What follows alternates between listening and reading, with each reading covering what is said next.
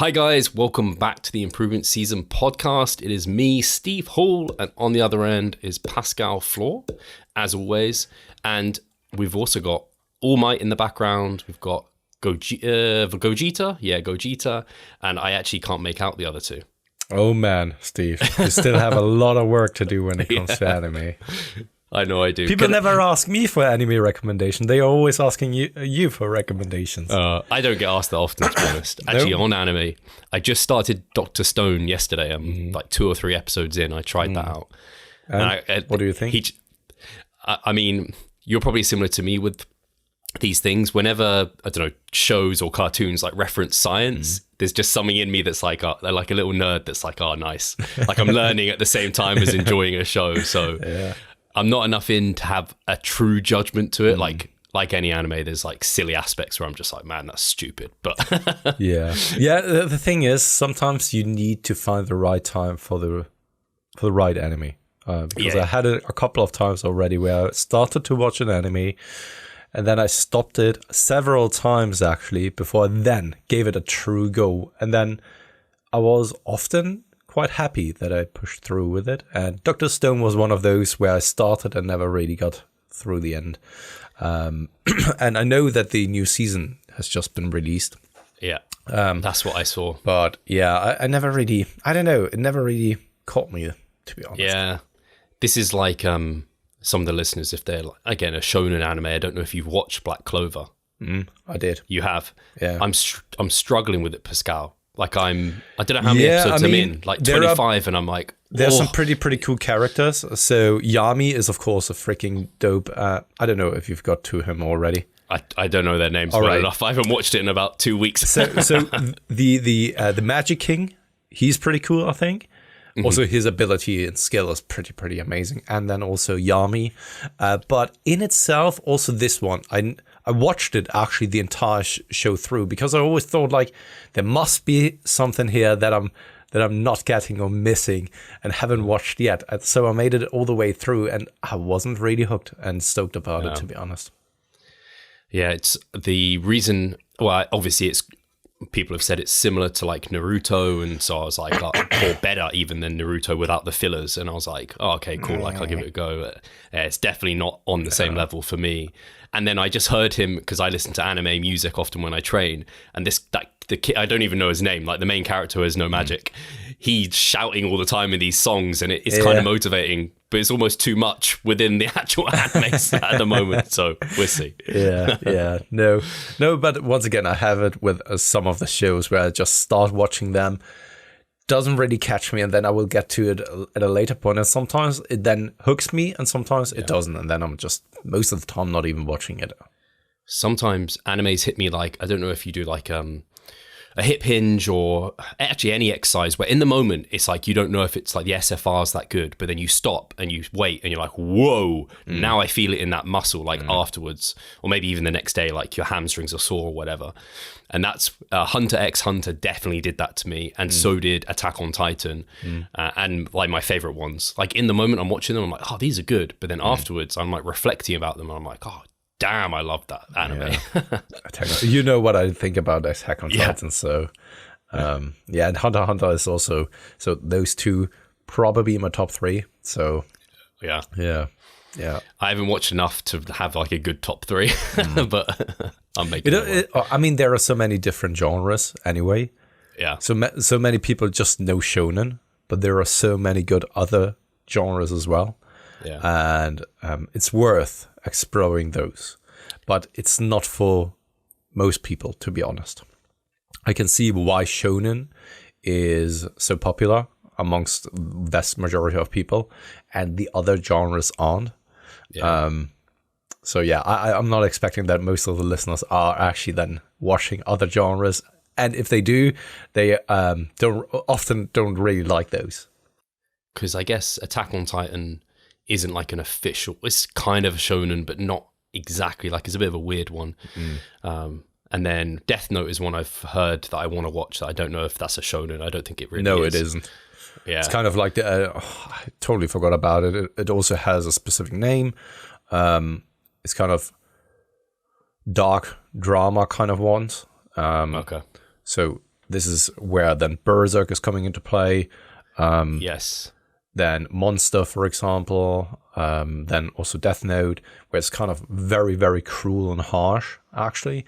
And I think I'll enjoy that. It's not really kind of shown in at all. Yeah. And man, like Berserk is also top 3. So there you got my 3 ones. And Berserk is just the absolute incredible, most kind of one of the most incredible character developments of the main character, besides something like Attack on Titans, in my opinion.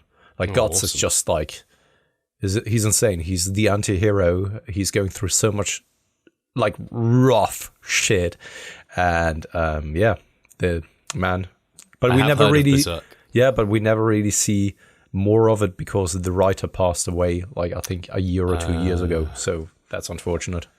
It's like their ex-Hunter writer, like he hasn't finished it because he like is crippled or what have you. And I know there was news that it's coming back, and then it was like, oh no, actually he's not well enough. Like I heard it was some random fact about him, how it's like it took him so long to write like the shortest bit because writing, I guess he's also drawing, but he can only be in that position for a short period of time before he's in like excruciating pain. So it's crazy how much of it is influenced by that. Yeah. The other one that I've just finished recently was, why is it called? MHA, what does that stand for again? My Hero Academia. Yes. That got real good towards the end, I found. Oh, the new season was great, actually. Yeah. Honestly, it's getting darker and darker, and it's getting more and more serious. He's developing to become a very nice character. I didn't really like Midoriya at first. He was just like the whiny boy, and I don't really like that, to be honest. No. And now he's turning into that more of a hardcore type of guy who just needs to do the hard shit, even though that he doesn't really want to, which I like. And I grew to like Endeavor. And then parts of Endeavor remind me of Vegeta, which I like seeing bits like Jiraiya and All Might really kind of remind me of one another a little bit. So I like seeing all of that. Anyway, guys, enough anime talk here. Welcome to the Improvement Season podcast. How are things on your end, training-wise, nutrition-wise, Steve? So I'm coming through week 5 of my meso. So already, huh? Yeah, I know. That means I finished mini cutting like 6 weeks ago already. Like time just goes so quickly. It's ridiculous. And so with training, it's going really well. I'm in and around 0 and 1 RER on everything. Normally when I'm in week 5, I know I need to deload the next week because I'm already screwed. Yeah. Whereas this time around, I actually still feel like my systemic fatigue and my day-to-day fatigue isn't that bad. Okay. So rather than just take everything to like 0 RER or what I think to be 0 RER, or where I feel safe to take it as far as possible, I'm kind of just trying to beat last week still. And so that I might be able to have a week 6. However, I'm saying that knowing this weekend's probably going to throw me into a necessary deload because tomorrow evening we're traveling to Bude, which always means a late night. My sleep routine gets knocked, my nutrition gets a bit knocked. Not my numbers, I'll still hit those, but nutrient timing, the foods I eat all get changed, and so it's just a bit more stress. And then I'll have to finish off this week 5 in Bude in that gym, and then I imagine come like Sunday, Monday, when I'll be coming back on Monday to London again, I imagine I'll be like, fuck, Steve. Like, what are you guys doing over there? It's just for the Easter period? Yeah, it's just for Charlotte's, to see Charlotte's family, basically. We always go down there for Easter because we just so rarely see her family. Yeah, it is what it is, being an adult, isn't it? Yeah, so I imagine I'll have to deload week 6 anyway, but I'm kind of not forcing myself to just, like sometimes you just like, oh, I'm just going to take it because I know I'm going to have that safety blanket. And I'm like, well, maybe I can keep going for another week 6. Yeah. So I'm seeing how that goes. But training's going really, really well. Really pleased with how everything's kind of feeling and going in that regard. Still enjoying upper, lower, and not having like bad overlapping soreness in any sense, which is what my main concern was things wouldn't recover on time. Although I only hit hamstrings twice, I need to note that down. It's just quads I hit 3 times. Hamstrings just, they are like, they don't recover as quickly and they don't need as much volume, basically. And for me, not a priority, whereas quads, I'm just like, I need more quad. I need as much quad as I can get. And then body weight wise, this is so funny because I can reflect upon talking with you like a couple of weeks ago where I was like, oh, my weight was going up a bit fast. So I was maybe eating a little bit too much. And now my body weight has basically been static the last 2 weeks. Last week, I boosted it up 100 already. I'm going to have to boost it up another 100. So I'm already almost back to 4,000 calories again. So yeah, I'm just hovering at the same body weight. And I feel great though, but that's the trap I can easily get into where I feel good, I'm looking good, I'm liking everything, but I know at my level, I need that surplus to almost not force, but like be there to be more anabolic and to put that new tissue on.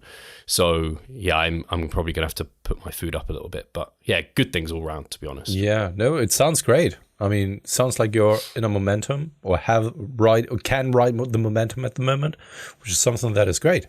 I always bring up the analogy of surfing. So you want to wade up until you're out in the water already, and you're just like taking a look around and waiting for the perfect wave. And sometimes you're actually getting onto the wave, and it doesn't really work out. It's not the perfect wave for you, right? But you still make it to back to the shore, and then you're paddling out again. At some point, you will ride that perfect wave, and you want to make sure to ride it for as long as possible, right? And then you have a great time. Yeah. No, it's completely true. It's like when the going's good, like keep riding that. I absolutely agree with that. So how are things on your end? I know you recently had to bump your food up as well, which is novel for you. Yeah, it was kind of a weird one here over the past, like a week now. As I told you last week, I think even on the Improving Season podcast where I said like my family is constantly sick at the moment, which is something that I'm trying to avoid getting sick myself. And then it caught me a little bit off guard. It was just a little bit of a minor cold. I still feel it, but it wasn't anything severe. But I could still feel it, that I was a little bit more run down. Even in the gym, I wasn't having as great of a pump, not as much energy as well. And sometimes you're going in there and you simply don't feel strong, And you take a look at the numbers and they are either just barely matching, or the RER is actually then lower than you've expected. Because you're still trying to then match the performance of last week. And this is what I went through here over the past kind of couple of days, where I was just like going into the gym and it simply wasn't there. I could even feel it by my body temperature. Going in there, having cold hands, and it took me such a long time just getting warm. And when you're in that sensation or in that state, I have the feeling that it's so much harder than to get a pump going as well. Even though that you're properly warming up, the body temperature has a much, much harder time actually than getting up there and getting you into the proper mindset also as well. And that is what I had here over the past couple of days. Everything felt a little bit heavier, was a little bit harder to go off by. And then also my body weight was actually weirdly coming down to 78.3 kilograms, which was very surprising to me. All of a sudden it just came down, and needed to bump up the calories just slightly, which is a little bit of a harder one actually. And this is coming from me, someone who's not consuming that many calories, because my meals are still relatively clean. I have a good pattern and groove going on. I know what I like. And then getting actually some additional calories in comes already in more of the form of palatable things, because I just need to squeeze it in because everything else is going so well, and instead of then switching everything up, I just like try to incorporate, I don't know, something that is a little bit more calorically dense. So for example, just some calorically dense sauces, for example, which I didn't have before, so that the food volume isn't changing too much. You can still keep your meal pattern going and everything that you're eating, so you don't really need to make any kind of additional changes. And also the food size doesn't really change significantly. This is how I go about it at the moment. Yeah, that makes a lot of sense. I always think about, like, you have this almost foundation of the diet, which you could almost look as like your cutting diet. And then you just like, as you go into maintenance or mass, you just kind of add on top of that. And that's kind of how I go about things as well. Talking about palatability and food selection though, I think with my meal that I have, like my third meal of the day, I'm going to have to rotate oats out and put in some rice or something. I can see that. I'm starting to struggle with that one. Yeah. But that makes sense. And it's good that, and it also is good that you're feeling in a position where, like, again, it's not like you're starving hungry all the time, because that is your like maintenance or a surplus that you're in. So it's all relative in that regard. Yeah. And then you just have to it's like, your wages are always such a good analogy for this. It's like if you're on a high wage, you can afford to buy more expensive things, but like that's your normal and that's where you're relatively at. Whereas you can still buy, like if you're on a lower wage, you can still buy a lot of the same things. It just might be like own brands, and maybe you can't buy as much. So you just work within that budget. You're still able to live your life and progress or whatever. Yeah. Maybe even save some money just like the other person. It's just a little bit of a different context that you're in. Yeah. On that note as well, I had one of my athletes, we've been discussing a little bit more about meal plans and bringing in some variability and variety into the mixture and the diet itself. And it's something that I've used a couple of times in the past with a couple of my athletes, and that is sitting down, pre-planning the entire week and having like for each and every single slot a specific meal. Now this time I even thought about it a little bit more in depth, and what it is that you could be doing is kind of like you have meal slots, and those meal slots can be something like breakfast, lunch, dinner, and then maybe a snack or so, right? And let's keep things as simplistic as possible. Each and every one of those slots has a certain caloric value. In our example, let's also there keep it very simplistic. Let's say 500 calories, because by the end of the day, you have 2,000 calories. So what it is that you then can do is for each and every single slot, you're creating a meal, right? So you have then 7 breakfasts, 7 dinners, 7 lunches, and 7 snacks, for example, or kind of in between meals with 500 calories each. If you do this once, then you have so many meals that you can juggle around. And if you want to actually then have variability in there, you can actually then use that as building blocks. So of each and every single meal that you're having, you only have it once per week. But you can, of course, mix things around, which gives you, if you really think about it, a huge variability already. All right? And this I think can be such a handy tool for the vast majority of people of still meeting the caloric requirements for the day, having something like a meal plan, but still being flexible enough. And also not feeling that you're limiting yourself too much when it comes to meal planning and all that kind of stuff, right? I think it's the perfect world that combines everything at once. It feels like flexibility because it doesn't really feel like the same meals each and every single day, for which, let's be real, for the vast majority of people, it is boring. To us, it may not be the case, but for other people, it is. You can juggle around. You can, there may be meals that are easier to create and pre-plan than other meals. And I just think it's such a good strategy, and that is something that I'm now implementing with one of my athletes. And I brought it up of like, it's kind of like bingo. You have a card and then you're just like putting things on the card and finishing the entire week, hopefully as a winner. Yeah, the analogy I always compare that one to is like clothes. So if you're going, I don't know, to work, if you already pre-plan your clothes for the next day, like you just wake up, you go into those clothes sorted. Yeah. And so you could have like 7 outfits that you rotate through the week, and you just so you're never wearing the same thing if you, don't know, get bored of that or you don't want to wear the same clothes. So you have that. So it makes complete sense where you're getting the benefits of both the structure that a meal plan brings you, but the flexibility that flexible dieting gives you, without, obviously, when you go extreme flexible dieting, that's where people's meals look all over the place. They have like 1,000 calorie meals, 200 calorie meals, and it's like, okay, that's so flexible that it ends up becoming an impediment to progress. Whereas you don't want to be so restrictive that like if you're out of tuna, you're fucked because you have no idea what to replace that with and it's off plan otherwise. So I like the idea of, again, really just simplifying things and having those different meals you can rotate in, because variation is not just good for psychology for some people. It's also, if you don't have a lot of variation within the diet itself, then you're kind of could potentially be missing out on certain nutrients and things like that. So having some variability within your diet is a good thing. Exactly. And if you're sitting down once, which probably then takes an hour or two, right? sit down on the weekend, do it once. And if you have that structure in place that one time, you can always then modify it over the next couple of weeks, months.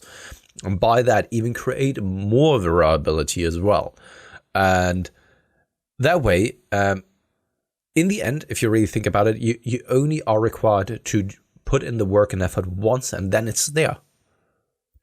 And this is why also, if we want to take it a step further, why I don't really understand when people are saying that they can't really follow a specific structure or diet or macros or anything like, because there are so many ways on how you can create a proper diet for you specifically, whether it's just macro tracking and then you go off by that, or whether it's just a meal plan and you go off by that or something, right? There are so many ways that you can do it, and they are not mutually exclusive to another. You can combine those as well, and by that, I think that you can always create a diet that is tailored to your needs and to your environment.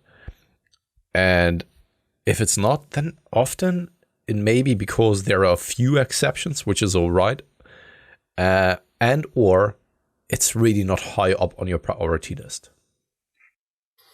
Yeah, I typically find that final point you made there in terms of priorities, that's the main one. Because I do find even when there are impediments to like being able to stick to a certain way of eating, they aren't so severe that it's like, I absolutely have no control or no say over this. It's just actually, I really want to include whatever this aspect is of my lifestyle within this plan. And that's fine. That's okay. It's just, you can't say that you can't stick to a certain way of eating. It's you're choosing not to in that scenario. And I think it's way better to have that ownership and self-efficacy then, because then you can also choose, I'm not seeing the results I want. Pascal explained, or Steve explained, that if I want better results, I need to move to a different way or a different approach. And you try that, and maybe the results are more rewarding to you than what that aspect of your lifestyle was. And then you can include that in future potentially. So yeah, I think a lot of the time people think about it's like, I don't know, like meal plan or flexible dieting, or I'm always on a meal plan, I'm always flexible dieting, and it's like, no, you can like travel in between what's appropriate for your goal at the moment and your preferences and that sort of thing. Yeah. And also to take it a step further, of course, there are people who are very busy, and I can definitely see that. And not everyone has the flexibility and ability to do things at home, such as we do. But at the same time, man, I'm a family man as well. We are running a business. I want to take care of my training. I have other things as well that I'm not taking care of that I haven't disclosed or talked about tremendously here on the podcast as well. So I have a very, very busy life. And still, I'm always making room for those things. Why? Because they are important to me. It doesn't have to be the first priority. Training is... Now that I'm thinking about it, I think that I would rate training as one of the biggest priorities for me, but I don't know where to rate it, because if I think I don't want to be absolute broke and have no money at all, but still be happy having my training. I wouldn't end up like this. No. I would rather than probably do work and then figure something out for training, right? Yeah. But it for must me, be it's the same. Yeah, so it has to be somewhere up there, but probably not top priority. But then when someone is saying like, I simply don't have time, to be very, very honest, and I know that I'm probably not thinking about all of the scenarios that are out there, right? But I would even say like 9 out of 10 times, you're full of shit when I hear something like this. Yeah. And I don't know whether you've convinced yourself so much about this that you are starting to believe it, because right now I'm getting up at 4 a.m. each and every single time. Each and every single day I'm getting up at 4 a.m. because I have to get all of the work done. Is that the coolest thing? No, I could imagine dreaming until 7 a.m. in the morning would be a lovely thing. But that's right now not in the cards for me, if I want to do all of the things that I want to do and take care of. And that is all about priorities. I could get rid of 1 or 2 things probably in order to have a more relaxed way of doing things and not having as stressful of a schedule. But telling me that you don't have time for it, I don't know. It's a very, very tough pill or hard pill to swallow. So yeah, talking about not thinking outside the box. So I think a lot of the time people are like, oh, I have no time. But it's like, yeah, but maybe you're thinking because you want like gourmet meals made for you. But like a lot of my meals through the day, similar to you, like the stuff I need to get done, like things you have to take care of. I can't spend an hour cooking every time. Like I don't want to ever spend that much. I don't enjoy cooking that much. But like I just have like the meal I was describing that I'm going to have to rotate the oats out. It was literally, I cook oats in the microwave, I microwave frozen vegetables, and I microwave soy meat. Like it takes all of 10 minutes to make. In that time, I'm doing like I normally post an Instagram post and I respond to things. So I'm like making sure to make most of that time.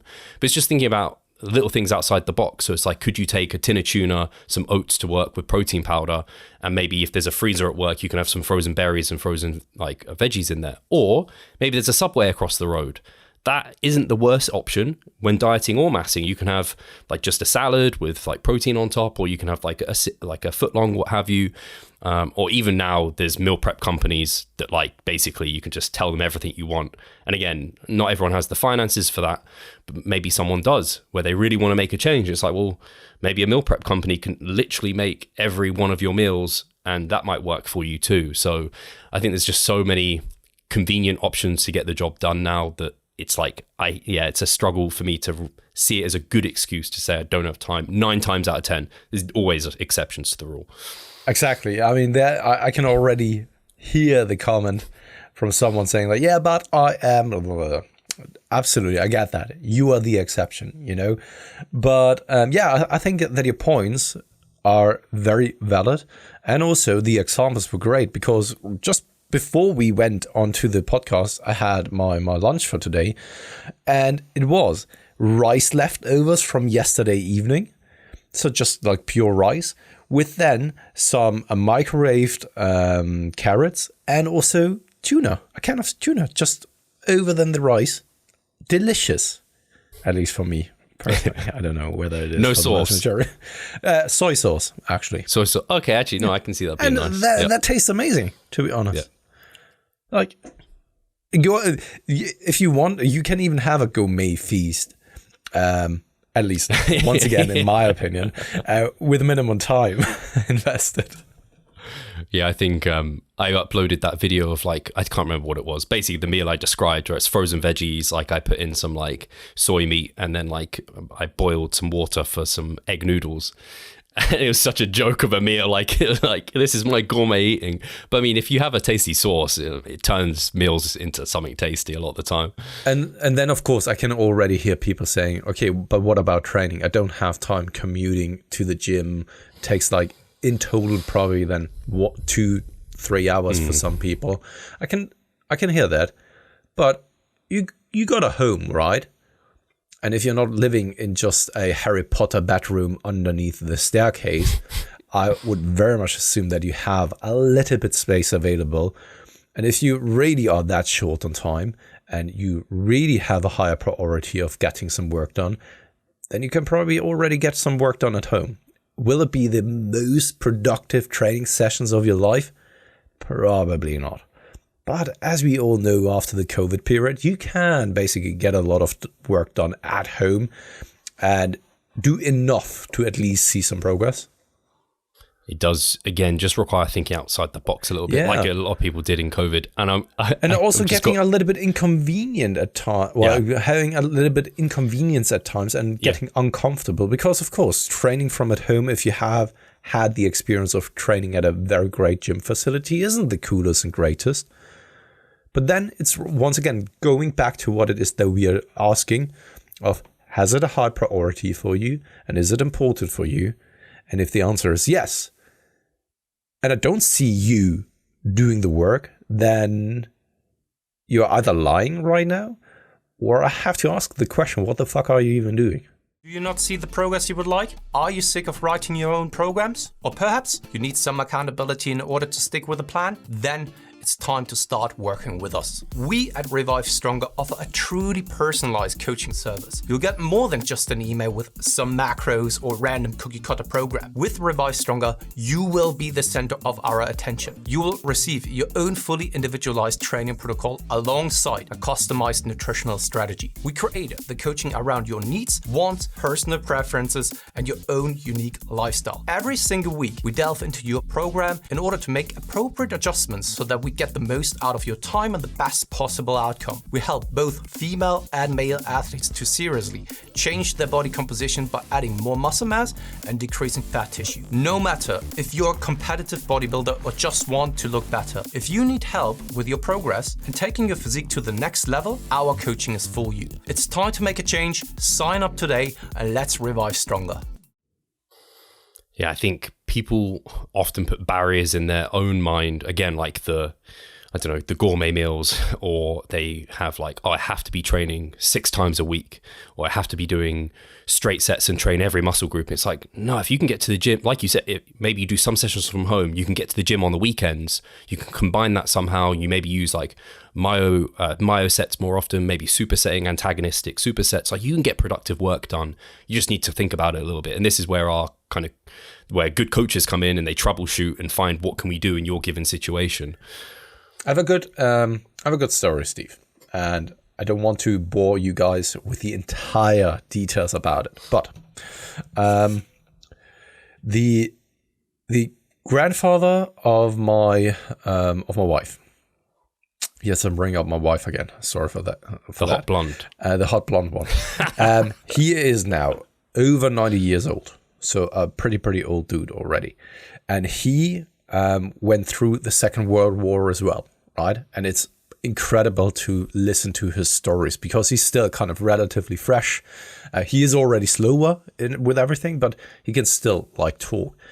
And at his 90th anniversary or celebration birthday, we were then watching through a couple of photos and all that kind of stuff, and he was telling stories about those things. And it was so incredible to listen to his stories because it was a completely different world back then and a completely different life. And he was talking about his experience going to school.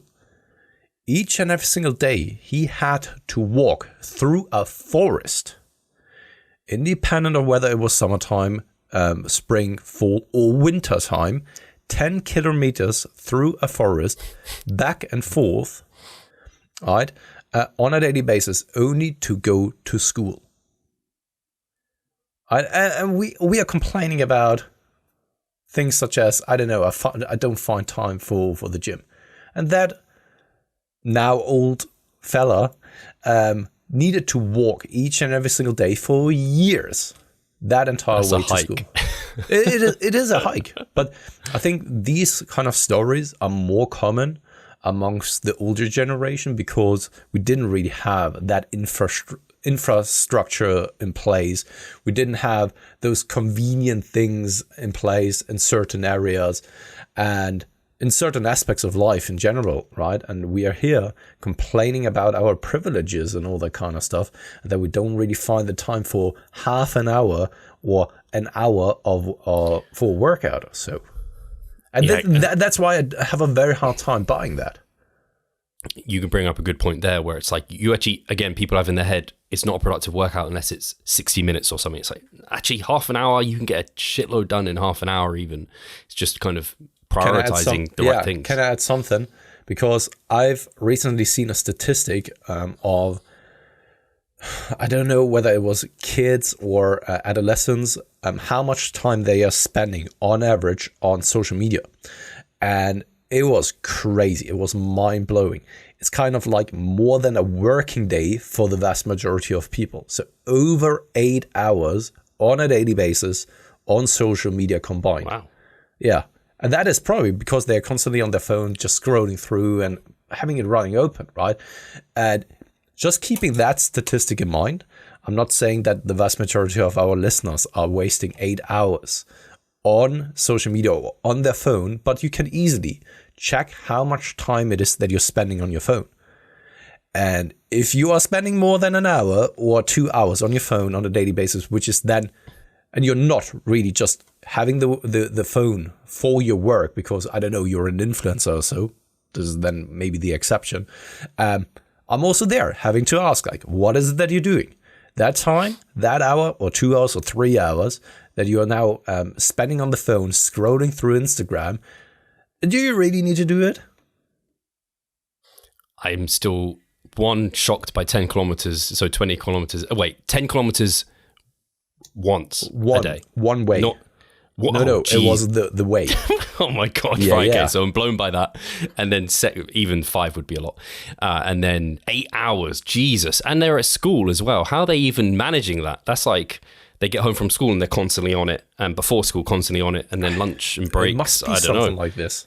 Absolutely madness, because I think I'm on my phone a lot, but I'm nowhere near 8 hours. It's crazy, isn't it?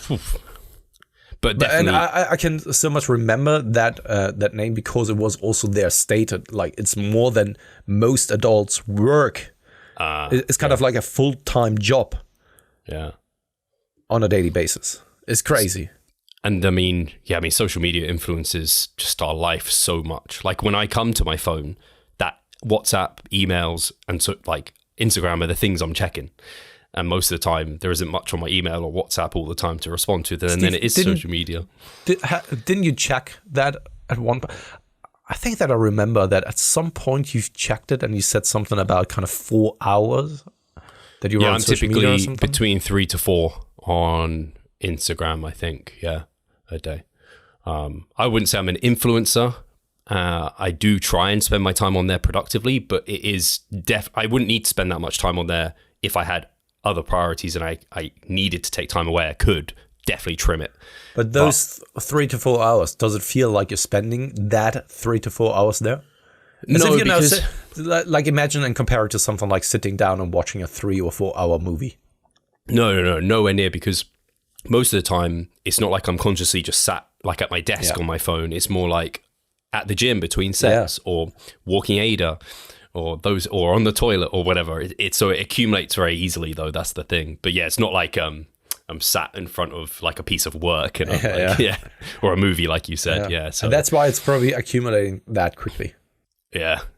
I don't like it though. I like it when I feel better in myself when I've spent less time on my phone. That's when I know I've had like lots to do. I like that feeling of being away. And I don't like it when I'm like, man, I've got time to spend on social media. I don't want this time. And then I try and think, how can I make that productive? Okay, let's find information. Many people probably feel that way. Yeah. But they are still stuck on it. And me, myself included. I feel the same way. And yet I'm there. It's like, I don't know, going to a party where you don't enjoy hanging around there, but you're still going. I don't know. Yeah, I can see that. I see it, especially because I can identify. It's funny you said, because you can see what I'm saying. I can identify in other people as well. So Charlotte often, like, when she's at work. She's not on her phone at all.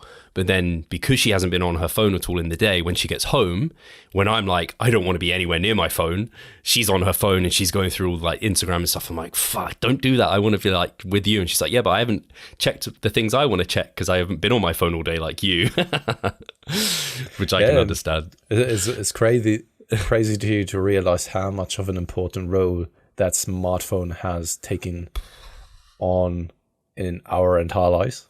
Yeah. Right. So actually, that you rather spend some time with the phone first when going at home than with you. Yeah, I think if you put it that way to her, she would be like, no. But yeah, sometimes it is a bit like that. It brings it all the way back to Dr. Stone, because obviously everything got destroyed. And then he's like, oh shit, we have to rebuild civilization. And I was like, that's mad. How... Actually, you have nothing. How's he going to rebuild civilization? And then he talks about all this stuff, and I'm like, wow, that's really cool that like calcium caseinate is so multi-purpose. And I'm just like, oh, imagine not having the internet.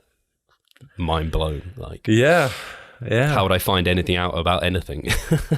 Go to the library, especially because it's now as if it has always been around. It wasn't like that. I mean, it has always been around in our lifetime, but not to the same usability that it is now. Yeah. I still remember the time where I didn't have access to the internet. So, yeah. Yeah. I don't know why this example comes to mind, and I apologize for the way it comes across. I can remember like going to like the park and with my mates, and then in the bush there would just be like this like little like porn book magazine type of thing, and us being like, oh my god, my mind's blown. Yeah, I think we all had it in our generation, man. It's crazy. Like, honestly, I had like Playboy magazines, and I felt ashamed for it at a young age, and I had them kind of hidden in my desk, because you could pull out the what was it called again? I don't know, drawer. Yeah, the drawers. You could pull them out, like completely out, and then I stashed it underneath the drawers on the bottom, and then I pulled them back in so that no one could find it. And yeah, it's crazy. I remember my sisters had like beauty magazines and like fashion magazines, and I'd like take them and be like, oh, this girl's in underwear. This is amazing. And now you fucking just open up Instagram and people are completely, basically naked. That's true. And I'm just... It's crazy. That change. That I don't know why that one comes to mind. That's why I say I apologize. It seems like my mind's perverse, but that's something that, like, remembering not having the internet, that's one specific thing. For some reason, it just like I have memories of that, and like learning about how to bodybuild as an example. It was like Men's Health. Like that's what you'd buy, or like whatever the equivalent was, Flex magazine and things like this, or just talking to people in the gym, and that's how you'd learn. Yeah.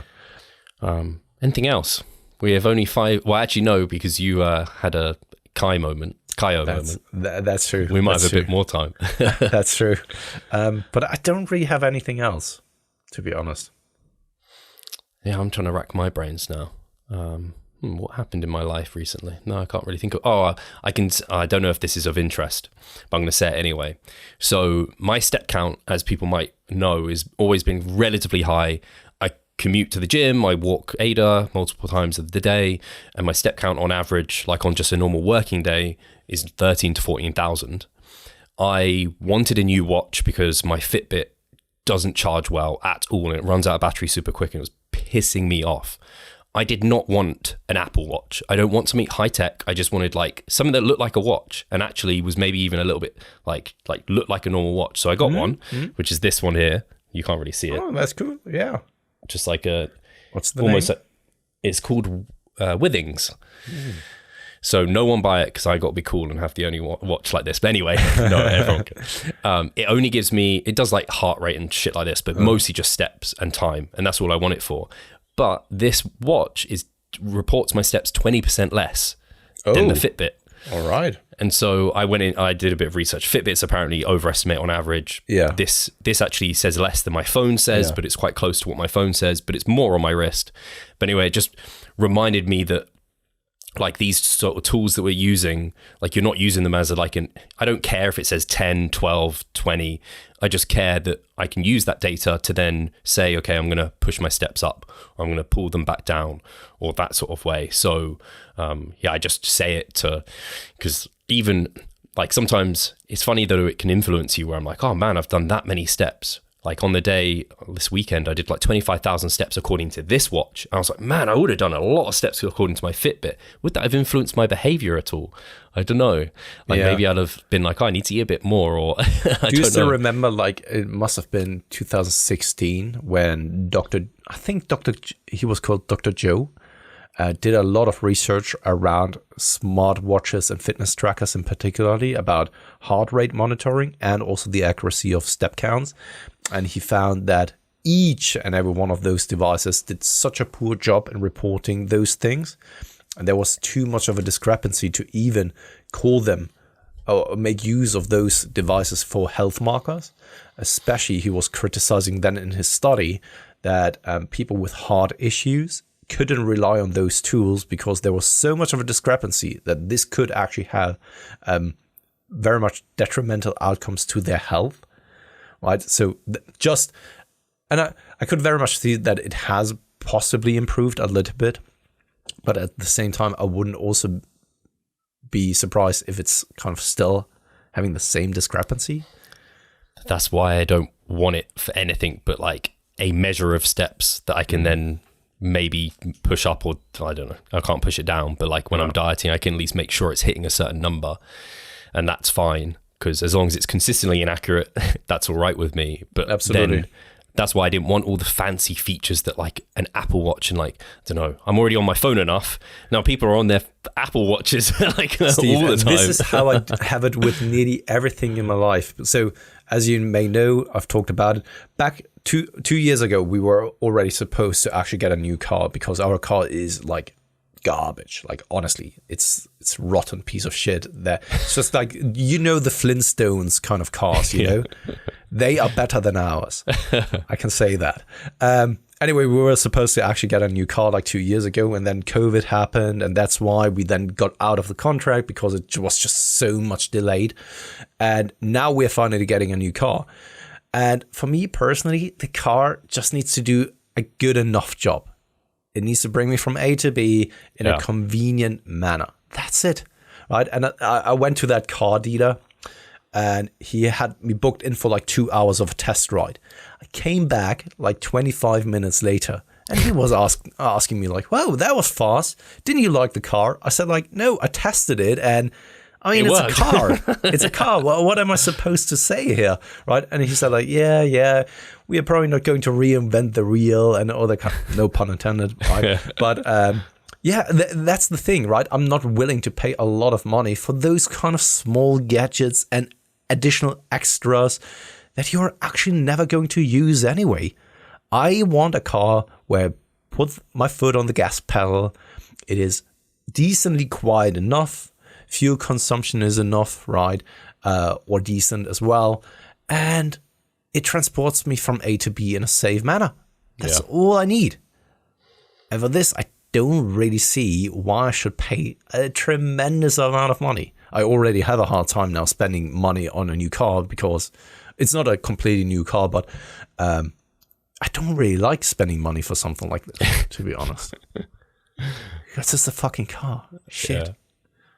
Yeah. I know I'm exactly the same way. I would prefer to spend like something that does the basics incredibly well versus something that does everything and loads of gadgets and stuff, and they're the same price. I'd still go for the thing that's just like reliable. Like, and that's what I want. the problem nowadays, because I think after decades of technological innovation, there must be the ability to create a product that is perfect in what it's doing.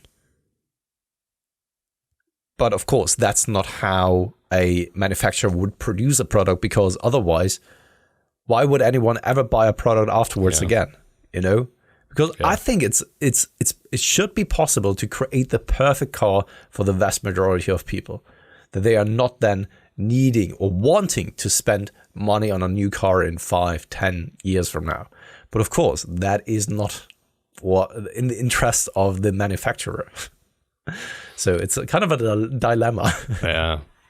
I don't know where I read this or heard this. It's like Apple products have like a life, like after a certain amount of time, they're just going to die or something like this. I think it's just technology in general. Like they have like a built-in death. Like you can only use it so many times or for so long. And then with smartphones and tablets, there is something to it, but it's most of the time for the software, because at some point they're going to stop updating the software for that device, and then it's getting more clunky, more slow over time, and then at some point you can't use it at all anymore. Yeah.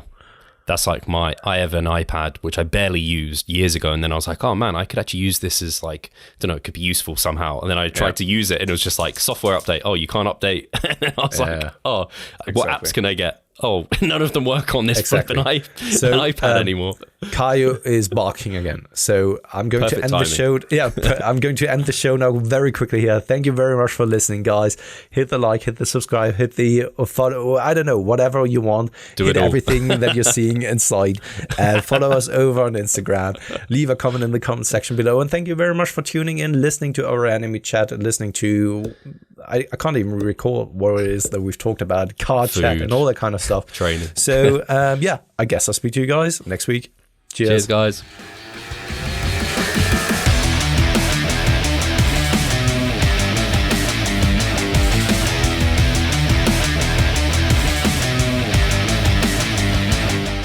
Losing weight fast while maintaining muscle mass.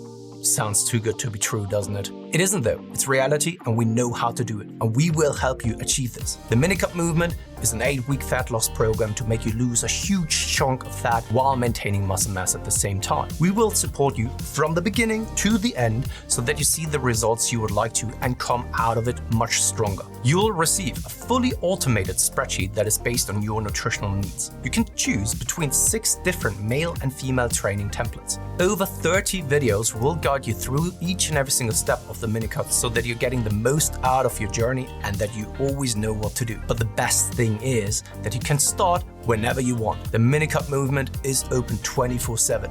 So if you want to learn more or you're ready to sign up, hit the link in the description below. So let's revive stronger together.